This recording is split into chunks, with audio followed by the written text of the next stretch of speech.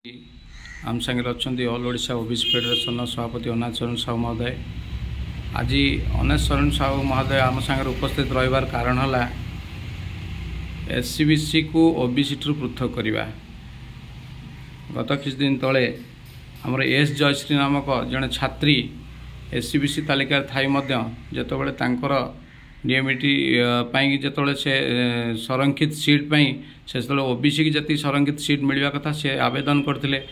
माननीय हाईकोर्ट रे जे तांकु सेतिकी जे ओबीसी समान अधिकार देवाई माननीय सरकार माननीय हाईकोर्ट मध्य निर्देश देइथिले जे तांकु एससीबीसी रे जहाँ ओबीसी रे मिलुची सुविधा स्थायी संरक्षण सेतिकी एससीबीसी रे मध्य दबाई तेणुक तांकु मिलिथिला से जो रही संरक्षण मिलता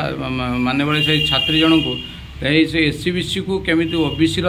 मिल सामान संरक्षण ताकू विरोध करी माननीय अनाथ शरण साहू जे कि ओबीसी फेडरेशन ओडिशार सभापति अच्छा वार्ता दिंतु जे ओबीसी और एससीबीसी रे मिसी पृथक करने कौन वार्ता रखिंट सी देखु आज्ञा आम कथा उठू सांविधानिक विधि व्यवस्था अनुजाई संरक्षण कौन पाई दिखाई जो मैंने हजार हजार वर्षर गोलाम भितर अच्छा विकास मुख्य स्रोत में सामिल करने एससी एसटी ओबीसी को रिजर्वेशन दि जाता जोटा संविधान धारा 340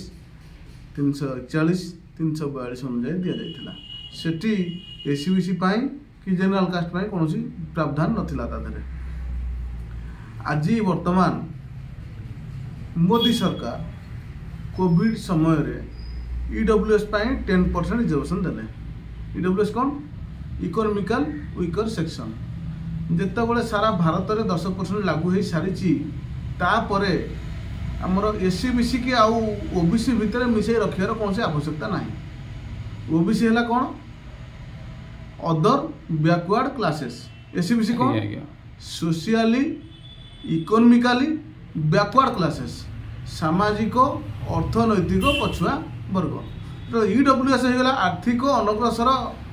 आपण कहया कथा जे समाज रे जो ईडब्ल्यूएस होचंदी इकोनॉमिकल वीकर जो मान अछंती सेमान तो सोशल जो मान रहिचंती जो एससीबीसी रहिचंती सेमान संगे रहि परथांते बट एबे ओबीसी रहिबार माने कोन अछि सेही दिन छोटा जेबेठर एबे हला मोदी 2 नंबर गवर्नमेंट रे हला मोदी 2 गवर्नमेंट तेनको तापरे एटा संसद राज्य सरकार संशोधन करिवार आवश्यकता अछि। वर्तमान कथा उठी कौन एस जयश्री नामक जो छात्री और अन्य माने जो हाईकोर्ट रे माननीय हाईकोर्ट को दृष्टि आकर्षण करते न्याय जे आम कतरे एससीबीसी सर्टिफिकेट अच्छी कॉलेज रे हमको ओबीसी रिजर्वेशन मिलू ना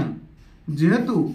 राज्य रे विशेषकर ओडिशा रे ओबीसी एससीबीसी सेम कर दिया जाइए तेणुक आमको दि जाऊ माननीय हाईकोर्ट जो खंडपीठ गठन है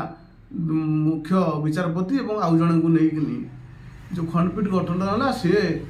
सरकार को ये बाबद क्वेश्चन कले सरकार तांकर एजी पीताम्बर आचार्य माध्यम सरकार हाईकोर्ट को जनइले नाई नाई ये ओबीसी जी एससीबीसी सी तेणुक आम माननीय मुख्यमंत्री मोहन माझी ओडिशा सरकार को आपण माध्यम जनाऊँ जे वर्तमान ईडब्ल्यूएस लागू हो गला पर एससीबीसी कौन आवश्यकता ना। एससीबीसी मध्य आपण जो दास कमिशन माध्यम बसई जो केतरा जाति को ओबीसी सामिल करते वर्तमान तार पुनर्विचार करा जाऊ एवं जो केतरा जाति को ओबीसी सामिल करते ओबीसी काढ़ी नहीं एससीबीसी के नहीं ईडब्ल्यूएस सामिल करा जाऊ एटा हमर दाबी एटा हेले आपण जनरल कास्ट केते कोन दउछन हमर मना नाही दियंतु तथापि जदि भी आपण देले को आधार देले 10% हमर राज्य रे एससी एसटी पाखापाखि 54% ओबीसी 94% गला पर 6% रहिले जनरल कास्ट तादे माइनॉरिटी भी अछंती 6% लोक को अपन देले 10% रिजर्वेशन पाखापाखि 2 गुणा 54% लोक को अपन देछन 11% 5 भाग भागे एटा कोठी कारण जो माने विकास मुख्य स्रोत आगे आगे अच्छा ताकू देले अपन डबल रिजर्वेशन जो माने विकास बहुत पछरे पड़िचंती तांको सेंडा मोड़िक रखिचंती आपण तांको 5 भाग भागे कोई रखिचंती एटा कोठी कारण ये कौन न्याय यथार्थ नुह तेणुक आपण वर्तमान विधानसभा चलुची आपण तुरंत ए विषय रे विधानसभा रे प्रस्ताव आणंतु एवं जो जितरा जाति आमर एससीबीसी माध्यम रे ओबीसी भितर पशिचंती एससीबीसी जो नेशनल लिस्ट अच्छी 197 हूँ आमर OBC list national list SCBC state list हूँ 210 से जो बाकी रहा 13टा जाति की आपण ओबीसी लिस्ट एससीबीसी लिस्ट हटातु एवं 197 लिस्ट जोटा आम सेंट्रल लिस्ट स्टेट लिस्ट एका करंतु जो 13टा जाति रहा एससीबीसी ताकू नहीं ईडब्ल्यूसी सामिल करूँ ईडब्ल्यूसी आप 10% दिखाँ मना ना किंतु ओबीसी आपण कहया कथा एबे एससीबीसी को ओबीसी पृथक करया कथा निहाती आवश्यकता रही जहाँ बहुत बहुत धन्यवाद अरुणाचल साहू राज्यर ओबीसी फेडरेशन राज्य सभापति अच्छा